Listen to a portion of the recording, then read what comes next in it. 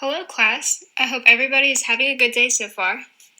I'm going to be teaching you all about point mutations in a DNA sequence and what each point mutation essentially does to the genetic code. Everyone can flip to page 1. Has anyone ever heard of a point mutation before? Well, it is when a single base is substituted with another base. There are 4 different types: missense, silence, read-through, and nonsense. Missense occurs whenever one substituted base forms a codon that codes for a different amino acid. Silent occurs whenever one substituted base forms a codon that codes for the same amino acid. Read-through occurs whenever the stop codon is changed into an amino acid. And lastly, nonsense occurs whenever an amino acid is changed into a stop codon. Does this make sense?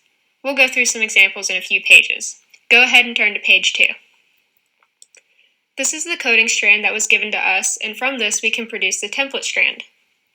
The template strand is what is directly transcribed into mRNA. It is our reference. Here's the mRNA that is transcribed from that template strand.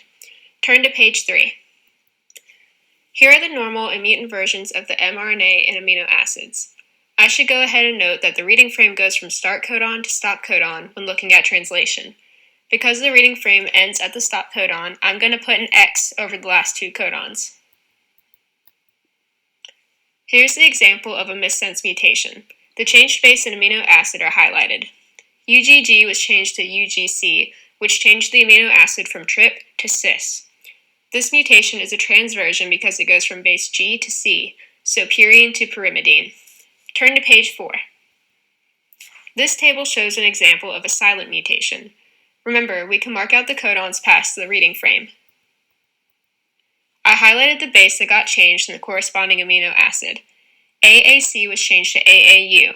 However, this change did not affect the amino acid sequence. AAU still codes for ASN. This mutation is a transition mutation because it goes from base C to U, so pyrimidine to pyrimidine. Turn to page 5. This table shows an example of a read-through mutation. The changed base and amino acid are highlighted.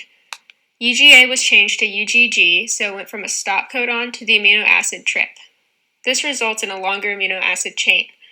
I'm still going to mark out the codons that go past the reading frame. But for the mutant mRNA, I don't need to mark anything out. This mutation is a transition because it goes from base A to G, so purine to purine.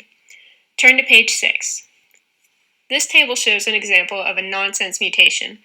I highlighted the base pair that got changed in the corresponding amino acid. UGG was changed to UGA, so it went from the amino acid trp to a stop codon. This results in a shorter amino acid chain. This mutation is a transition mutation because it goes from base G to A, so purine to purine. If you turn to page 7, you'll see my source. Class dismissed.